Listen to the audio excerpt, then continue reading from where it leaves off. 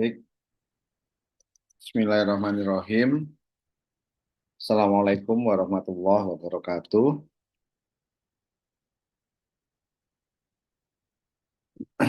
Bu Arifah, suara saya masuk nggak, Bu Arifah? Masuk bentar, Pak. Oh, Aman-aman. ya wis. Nanti khawatirnya jaringannya terganggu. Bapak Ibu yang kami hormati, baik dari unsur LPPM maupun Bapak Ibu yang saat ini kami undang dari Kaprodi yang kemarin mahasiswanya ada dan terlibat di dalam kegiatan KKN, Project MBKM, kami izin ini kami untuk hari ini menyampaikan sekaligus mendiskusikan awal karena hasil dari kegiatan KKN ini nanti akan dikonversi nggih. Jadi kami izin hari ini kami akan memaparkan hasil dari KKN MBKM dan untuk kemudian dari hasil KKN MBKM yang sudah dilakukan dengan tema Project MBKM kami mohon masukan ataupun nanti berdasarkan hasil dari kajian ini, ada beberapa hal yang ingin kita untuk diskusikan bersama, termasuk bagaimana teknis penilaian dari proyek yang sudah kita lakukan. Baik untuk menghemat waktu, Bapak Ibu, Bapak-Bapaknya nggak ada ya. Kaprodinya hampir semuanya ibu-ibu ini. Oh, baik nggak laku dari Kaprodi. Ibu-ibu, Sak ndure, Mas, sak ndure. yang mana? Ya nggak bapak-bapaknya nggak laku jadi kaprodi ibu-ibu. Ayo, enggak lah, aku jadi kaprodi sak ndure, sak ndure. Deh, terima Ya, kasih. Mbak Sin ya. Kajure, Bapak-bapak. Oh itu barekreasi Bu Arifah. Mbak Sinta barekreasi deh. Jadi fresh walaupun baru memasukkan akreditasi Borangi ya. Jadi Bapak Ibu kami izin untuk menyampaikan dan memaparkan sebagai penanggung jawab kegiatan KKN MBKM. Mungkin sebagai informasi awal nih Bapak Ibu.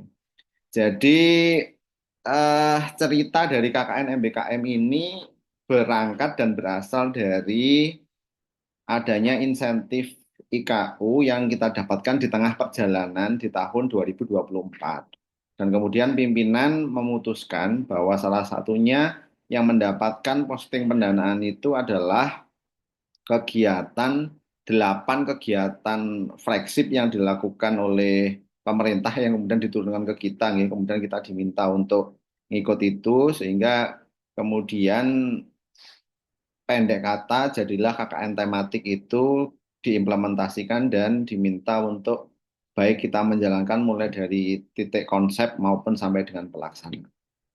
Dan kemudian berangkat dari itu Bapak Ibu karena dia di tengah jalan dan kemudian tentu dengan Bapak Ibu mengikuti semuanya, nggih. Kemudian kami melaporkan kepada jenengan, kemudian kami menawarkan siapa-siapa yang kemudian berminat. Nah, ini kami laporkan bagaimana pelaksanaan kegiatan setelah kegiatan itu kemarin dilaksanakan.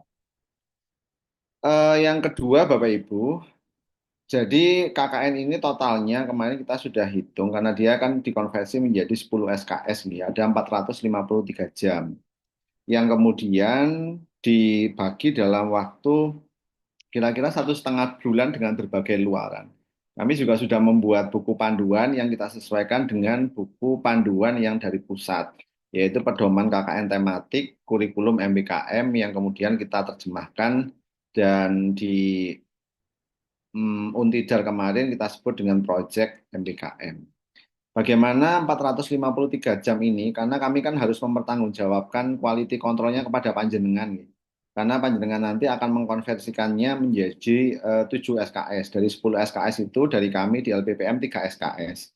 Tapi yang 7 SKS yang lain adalah dari Bapak Ibu. Sehingga kami punya tanggung jawab moral untuk menyampaikan apa yang sudah dilakukan dan bagaimana quality control dari kegiatan tersebut.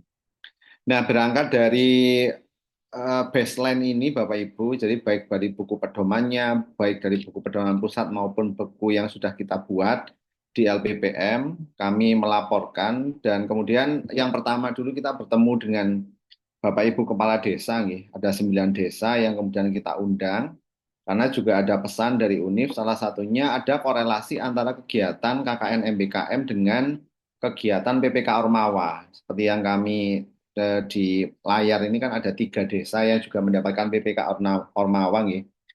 Sehingga ada kontinuitas kegiatan dari kegiatan KKN tematik ini menjadi eh, outputnya, karena salah satu outputnya nanti adalah pra proposal PPK Ormawa. Sehingga kemarin kami berkoordinasi termasuk pada pembekalan itu kami mendatangkan dari pihak bidang 3 kemahasiswaan dan alumni untuk memberikan pembekalan bagaimana kontinuitas program ini bisa digunakan untuk kegiatan PPK Ormawa. Dan kemudian pendek pendek kata dari 10 desa binaan itu kemudian kami mengundang datanglah beberapa kepala desa dengan membawa permasalahan-permasalahan yang ada di desa. Kemudian kami pertemukan dengan mahasiswa KKN sehingga di sana terjadi interaksi diskusi. Program-program prioritas apa yang dibutuhkan oleh desa dan kemudian mempertimbangkan proker dari mahasiswa-mahasiswa kita. Nah, Bapak Ibu dari beberapa desa yang kita undang dan diskusi di awal itu, tentu kami menyampaikan maksud dan tujuan nih. Apa saja dari KKN sehingga Bapak Ibu Kepala Desa kemudian merasa bahwa itu cocok dan perlu dengan kegiatan yang ada di desa. Nah, kemudian dari seleksi Bapak Ibu ini kami ceritakan sedikit. Memang ada beberapa miskomunikasi ya. Ada komunikasi yang datangnya tidak tepat waktu, ada yang miskomunikasi. Sehingga dari berbagai hasil diskusi kita, kalau panjenengan masih ingat, kita diskusi di ruang rapat rektorat universitas dulu, dari semua prodi kita undang. Kemudian ini adalah tim yang lolos nih, yang sebelah kiri. Bagaimana dengan tim-tim yang lain? Ada beberapa surat yang kami kirimkan kepada dekanat itu tidak sampai dengan prodi. Sehingga sampai dengan pada tengah waktu yang kita cut off itu kemudian tidak ada pendaftar. Sehingga memang kemudian proyek pertama dari MBKM di Universitas Tidar itu jumlahnya memang nanti tidak merata dari sudut pandang prodi maupun fakultas karena ada komunikasi yang terhambat. Salah satunya surat yang tidak bisa turun ke bawah sehingga cut off harinya terlampaui. Ada beberapa juga kasuistik fakultas yang mengirimkan, tapi pengumuman ini sudah kita rilis. Jadi pengumumannya sudah rilis, nama-namanya itu yang kita masukkan itu sudah kita rilis, tapi kemudian fakultas masih mengajukan nama-nama baru. Itu juga ada beberapa. Sehingga pola-pola ini menjadi pengalaman berharga bagi kita sebagai sivitas akademika. Jadi hal-hal apa yang kemudian bisa kita perbaiki. Walaupun kita belum tahu apakah ke depan, mengingat ada perubahan nama dan lain sebagainya, apakah IKU juga nanti akan tetap atau tidak, itu kan nanti berpengaruh terhadap pendanaan ini. Nah, Bapak Ibu kemudian loloslah beberapa ini yang kami tulis di sini itu adalah nama ketuanya ya. Kemudian loloslah 25 kelompok ini jumlahnya ada 25 dan ini adalah nama-nama ketua kelompok yang kemudian lulus seleksi. Memang agak berbeda antara KKN MBKM ini dengan KKN reguler pada biasanya. Kenapa? Karena KKN reguler pada biasanya praktis tidak ada pendanaan yang menyertai. Berbeda dengan KKN MBKM ini. KKN MBKM ini kami sampaikan kepada jenengan Bapak Ibu dengan support IKU itu per kelompok kemarin dapat sekitar 16,8 juta. 16,8 juta itu mencakup biaya untuk pemateri, kemudian teknologi tepat guna yang mereka desain dan mereka ajukan, kemudian diberikan kepada masyarakat, dan digunakan pula untuk belanja alat tulis ya. Jadi sekitar 16,8 ini sudah kita dampingi untuk penyelesaiannya baik secara administratif maupun pertanggungjawaban.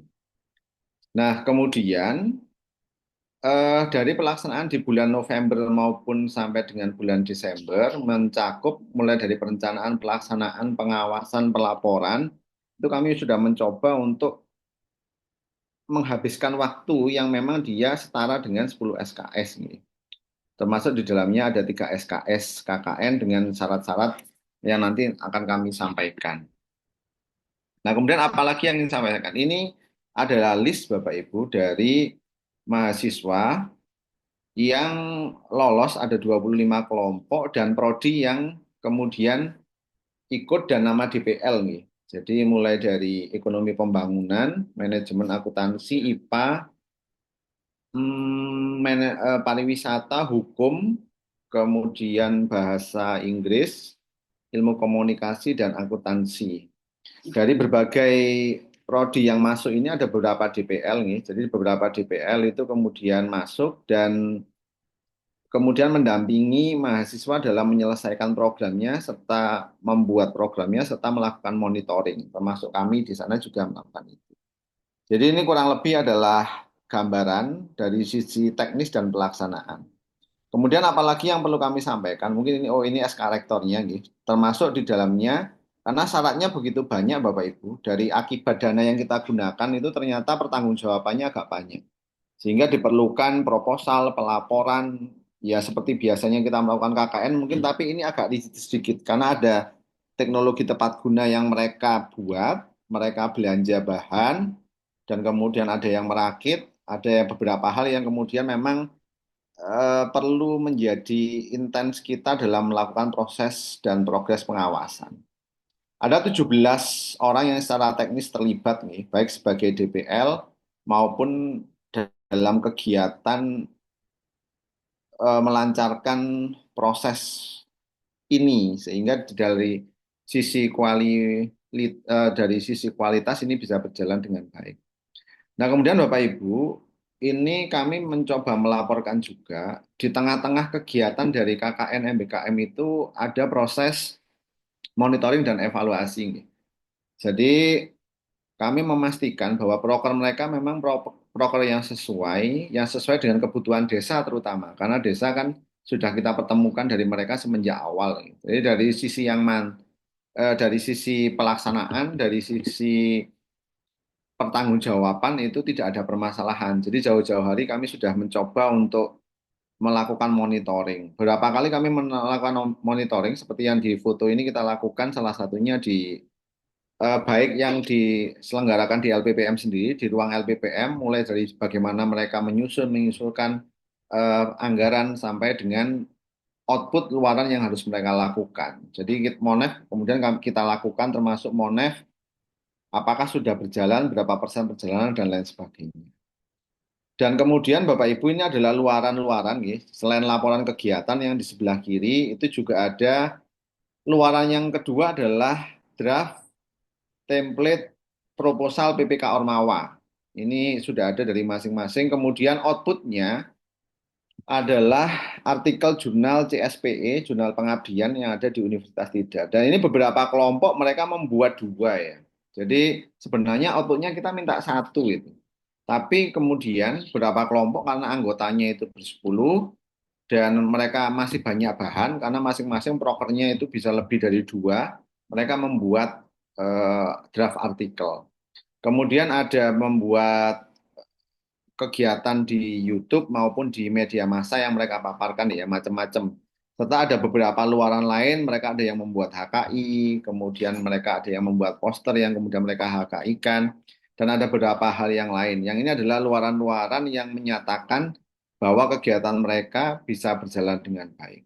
Ini adalah skema yang diminta oleh Dikti ya, di kementerian kita, bagaimana pelaksanaan itu mulai dari pendaftaran. Maka diperlukan proposal tadi. Kemudian proyek apa yang mereka lakukan. Jadi di depan itu kami mendampingi bagaimana mereka mengajukan usulannya.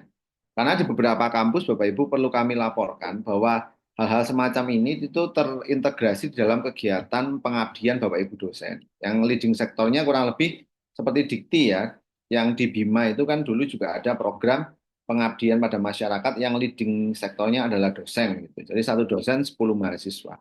Jadi sama di tempat kita, kemudian kita coba mengadopsi ini sampai nanti ada laporan. Jadi integrasi dari kegiatan ini Bapak Ibu, selain nanti akan ada luaran berupa artikel jurnal, tentu ini bisa dicatatkan menjadi luaran dari kegiatan nih. Pelaksanaan proyek ini bisa, karena nanti masing-masing ini akan bisa diikutkan sebagai kegiatan MBKM. Termasuk nanti bagaimana konversinya dan pengakuannya serta pelaporannya di PD Dikti. Ini jadi ada banyak implikasi dari kegiatan kita ini, Bapak Ibu. Nah, ini sebagai laporan, ini adalah teknologi tepat guna ya, yang ini ada tempat insenerator untuk sampah, kemudian ada sensoria. Secara total yang dikirim dari Universitas Tidar yang kemudian teknologi tepat guna yang di masyarakat mulai dari ini ada banyak. Ada sekitar 18 model Bapak Ibu, mulai dari mesin irat bambu, grinder kopi, oven pengirim maggot ini di Balisari ya, mesin mixer pakan ternak, spinner dan lain sebagainya. Ada pembuat pelet ikan. Pelet ikan ini dari maggot juga. Kemudian pemerah susu, pembakar sampah, insenerator, mesin pengaduk, alat penyiram otomatis, lampu LED, pengaduk gula, budidaya jamur, ini alat penyiram otomatisnya. Kemudian jumlahnya kalau kita total memang ada sekitar 18 macam, tapi ada 30 alat ya. Sejatinya karena macamnya hanya 18, tapi jumlah cacah jiwanya ada 30. Termasuk oven pengering untuk yang menggunakan tabung gas atau ada juga yang model yang lain desainnya berdasarkan kebutuhannya. Jadi secara umum ada sekitar 30 alat yang kita perbantukan. Dan kemudian Bapak Ibu, yang ingin kami sampaikan adalah berarti setelah ini kami akan, karena kemarin ada timbul beberapa pertanyaan guys, baik dari Kaprodi maupun dari mahasiswa. Pertama yang ingin kami sampaikan untuk penilaian KKN, karena KKN ini kan disyaratkan mereka salah satunya ongoing untuk menuju ke 110 SKS. Jadi untuk mahasiswa kita yang belum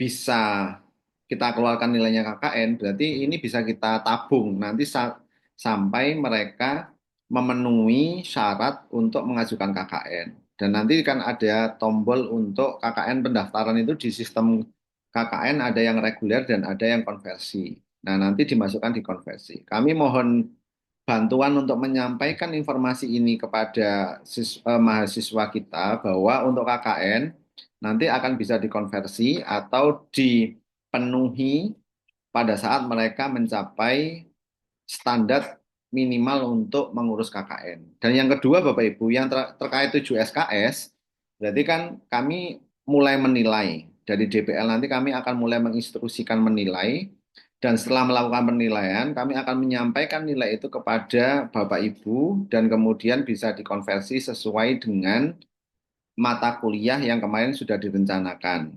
Nama beberapa mata kuliah itu kemarin mereka sudah masukkan di dalam proposalnya, nih. Jadi mata kuliah yang akan dikonversi ke dalam 7 SKS dan 3 SKS-nya dalam KKN.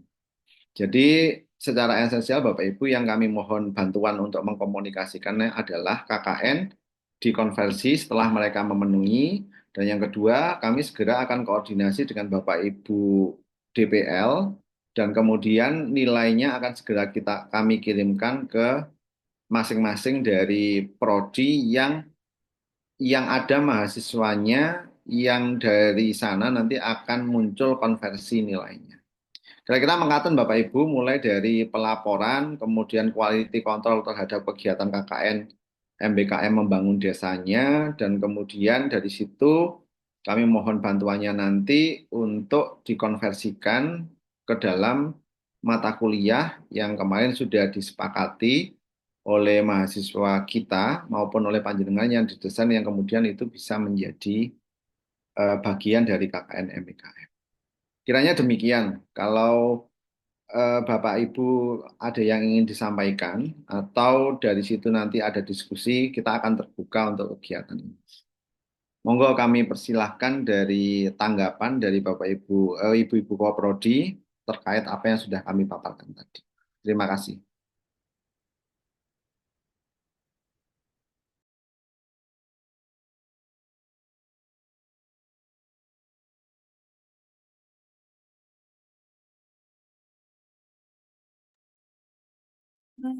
Erika, sambil menunggu yang lain ya. Jadi, monggo, Saya boleh Pak. menyampaikan dulu kan Untuk 7 SKS yang dikonversi prodi ini di akuntansi kan memang ada beragam, nggak bisa seragam. Tujuhnya itu apa gitu. Karena yang mengambil KKN tematik kemarin ada yang semester 3, ada yang semester 5. Jadi mata kuliahnya itu ada yang misalnya saya menetapkan A, B, C, tapi ternyata mahasiswa yang bersangkutan tuh saya sudah menempuh yang ini, sudah menempuh yang itu. Berarti kan kebebasan untuk menentukan tujuh itu di prodi nggih. Nah, tadi Mas Erika kan menyampaikan di proposalnya mahasiswa sudah memasukkan. Nah, itu kira-kira dari prodi bisa mendapatkan informasi tentang itu atau dikembalikan sepenuhnya ke prodi, Mas. Terus yang kedua, katanya dengan penilaian, berarti penilaian untuk yang KKN tematik ini tidak melalui sistem KKN nih, Mas. Mungkin mohon info untuk teknisnya, Mas. Terus. Terima kasih Bu Arifah. Yang pertama, nama-nama anak-anak ini kan belum bisa masuk ke sistem kami ya Bu ya. Karena di sistem kami hanya mengakomodasi mereka yang mendaftar di KKN dan sudah memenuhi yang ongoing 110 SKS. Sehingga nama-nama mereka memang tidak masuk di SI KKN. Dan kemudian yang kedua, terkait pilihan mata kuliah, dulu pada saat proposal di awal, itu kami sudah meminta mereka untuk berdiskusi bersama dengan koordinator prodi, mata kuliah apa yang kemudian disajikan.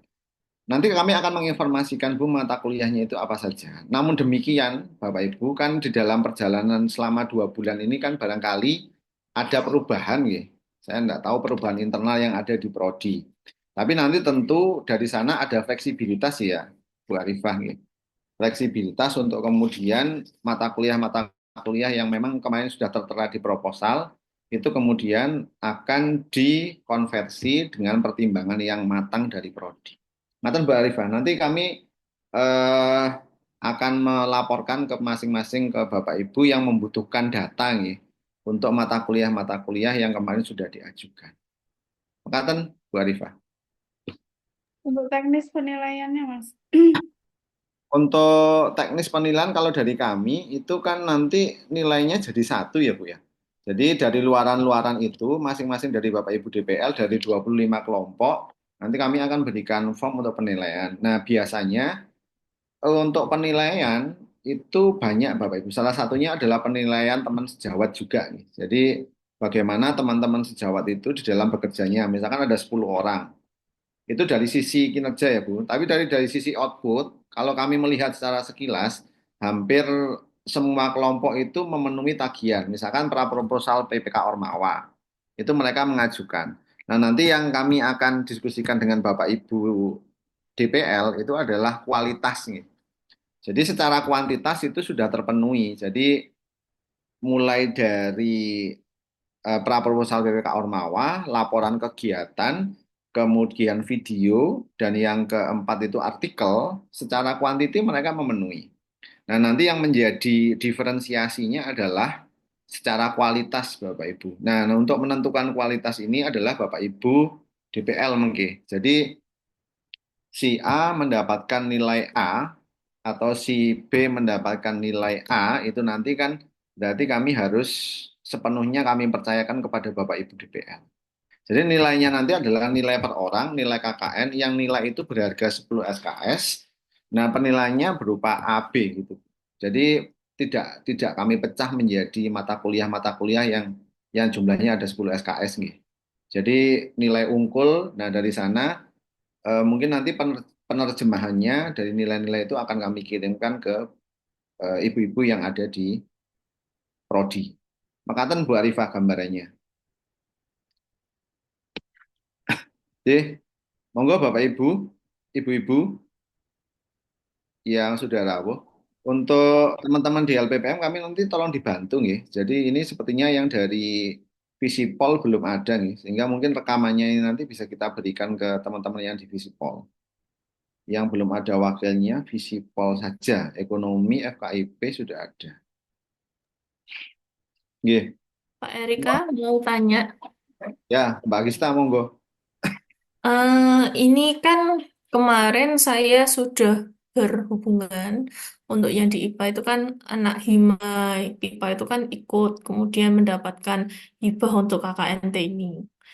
Nah, kemudian kemarin DPL-nya Bu Rifa itu sudah memberitahukan kira-kira konversinya apa saja, begitu Pak Erik. Dan itu konversinya itu di mata kuliah semester 6 ini. Nah, kalau untuk ini, untuk bisa diakui sebagai capaian IKU, begitu nggih? Kan itu kan biasanya kan butuh 10 SKS di dalam sebuah sistem. Nah, apakah ini juga harus seperti itu? Jadi saya kayak seperti biasanya membuat kolom untuk di SIA untuk konversinya atau bagaimana? Kalau iya, apakah KKN ini juga dimasukkan di konversinya yang ada di SIA itu atau tetap nanti sejalan dengan yang biasanya di LPPM memakai di KKN konversi? Begitu, Pak Erik. Nggih. Ya, Mbak Agista, terima kasih atas pertanyaannya. Jadi memang secara konseptual ini nanti kan kita konversi ini seperti diskusi mungkin awal kita pada saat di multimedia dulu ya. Jadi kami nanti tentu akan berdiskusi juga dengan teman-teman dari UPTTIK ini terkait keterpenuhan ini. Karena kan kita juga ditagih untuk ketercapaian IKU di setiap tahun gitu. Kami nanti mencoba setelah kita diskusi ini, kami sampaikan ke teman-teman DPL untuk menilai. Setelah itu kan Bapak Ibu Korprodi kan di SIA, nggih. Jadi di SIA nanti akan membuat seperti yang disampaikan oleh Mbak Agista tadi. Nah untuk KKN nanti dimasukkan, Mbak. Kalau nggak dimasukkan nanti kan dia nggak bisa menjadi 10 ya, hanya 7 saja ya dimasukkan.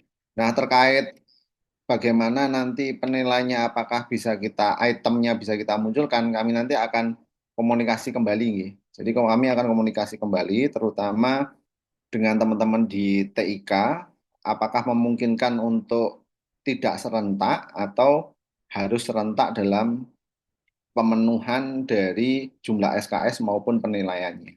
Saya rasa begitu dulu untuk jawaban yang disampaikan oleh pertanyaan dari Mbak Agista ya. Kalau di timnya Mbak Agista kemarin, IPA itu berapa ya jumlahnya ya? 10 ya? Iya, 11 kelompok, Pak Erik. Iya, Berarti ini nanti nilainya masih menunggu dari tim TIK, DPL. kemudian Iya, iya. dari Pak Erik juga, begitu nggak? Ya, jadi alurnya nanti Mbak Agista, ini nanti kan kami ke DPL dulu. DPL kan menentukan nilai personilnya ya. Di tempat kami kan ini nanti bahan-bahan yang tadi sudah dikumpulkan, itu kan kami kirimkan ke teman-teman DPL untuk kemudian finalisasi. Nah, ada satu langkah juga yang belum ditempuh yaitu penilaian antar sejawat sehingga nanti kita dapatkan hasil yang presisi. Harapan kami memang bisa fair karena mengingat jumlah SKS-nya juga relatif banyak ya dan kami harus relatif hati-hati dalam penentuannya sehingga nanti mendapatkan nilai yang presisi dan mengingat karena nilainya misalkan di A itu kan hampir semua mata kuliah nanti impact-nya adalah A kalau melihat dari nilai di sini. Jadi ada beberapa langkah dan kami juga harus menyesuaikan dengan nilai yang jenengan minta juga ya karena mengingat di sistem penilaian kita maksimal nilai kayaknya tanggal 11 ya Bu Arifah ya. Yang di itu ya, Mbak Agista. Belum ada pengumuman untuk mundur lagi ya. Kalau gini Pak, biasanya kalau yang di SIA itu masih apa nggak ada hubungannya dengan yang di SIM nilai Pak Erik. Jadi Iya. nanti kita mau memberikan nilai itu kapan gitu masih bisa. Dan ini kan kalau saya sendiri itu kan mata kuliahnya adalah mata kuliah semester genap. Jadi itu malah ya setelah mungkin Februari atau batasnya sebelum genap itu malah ya bisa gitu Pak. Oke. Yang jelas saya minta kejelasannya itu dimasukkan di SIA atau tidak. Jadi nanti mahasiswa yang sudah melakukan KKNT ini bisa melakukan registrasi di Sipadu itu pakai yang reguler dan juga yang di SIA MBKM. Begitu Pak Erik. Oke. Ya, nanti kami pastikan dan komunikasikan secepatnya ya Mbak Agita. Jadi terakhir komunikasi kami dengan bidang satu dan teman-teman dari TIK itu dimasukkan ke dalam sistem SIA. Semoga nanti tidak ada kendala lagi dan sehingga bisa kita kita segera informasikan itu kepada mahasiswa. Sejauh ini masih begitu informasinya yang kami dapatkan, Mbak Agista.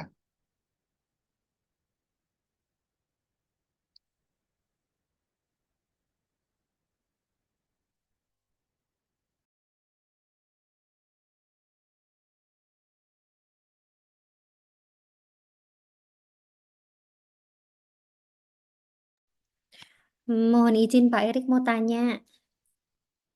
Oke, monggo Mbak Agni. Nah, terkait dengan mata kuliah yang dikonversi itu, kan ada berarti 7 SKS ya Pak? 3 SKS KKN, terus 7 SKS Prodi gitu ya? Ya, betul. Jadi, Kalau misal, itu tadi Pak Erik kan sempat bilang bahwa nanti dari LPPM yang akan memilihkan mata kuliahnya. Gitu. oh bukan, Oh, bukan. bukan. Jadi, yang dimaksud Bu Arifah tadi kan di awal kita pada saat mau mengajukan KKN, Mbak Agni, itu kan Mm-mm, anak mm-mm, membuat proposal. Nah, di dalam proposalnya mm-mm. anak-anak itu, dia koordinasi dengan Bapak Ibu Koprodi, itu ada mata kuliah yang direkomendasikan oleh Bapak Ibu, gitu loh maksudnya.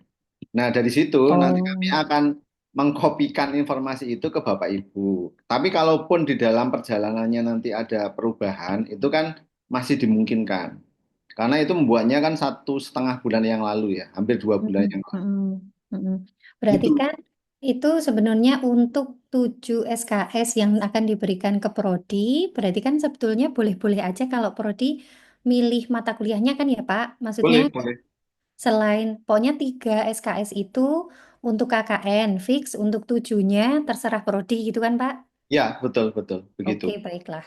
Nah, Ya udah seandainya kalau prodi sudah punya pilihan sendiri, jadi mm-mm. monggo. Tapi kemarin sebagai pertimbangan tadi yang kami sampaikan, itu mereka katanya dalam tanda kutip di proposal yang mereka buat itu mereka sudah koordinasi dengan Bapak Ibu Koprodi untuk menaruh nama-nama mata kuliah yang akan dikonversi. Gitu Mbak Agni maksudnya. Oh ya, oke baiklah Pak. Terima kasih. Oke, kalau nanti dibutuhkan konversi nama-nama itu nanti akan kami kirimkan. Tapi kalau Bapak Ibu sudah punya pilihan nama-nama mata kuliahnya, berarti nggih, cukup berarti. Nanti kami sampaikan ke prodi-prodi yang mungkin butuh informasi itu aja. Itu nggih Mbak. Oke, Pak Erik, terima kasih banyak. Sami-sami.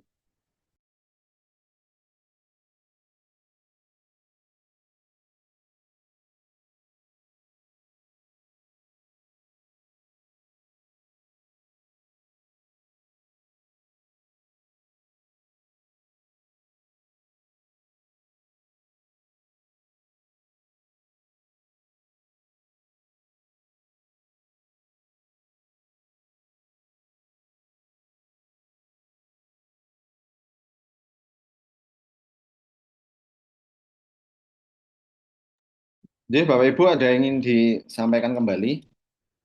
Jadi masih ada beberapa PR dari kami, nggih, termasuk tadi konfirmasi dari Bapak Ibu yang nanti kami harus komunikasi dengan akademik dan teman-teman di TIK.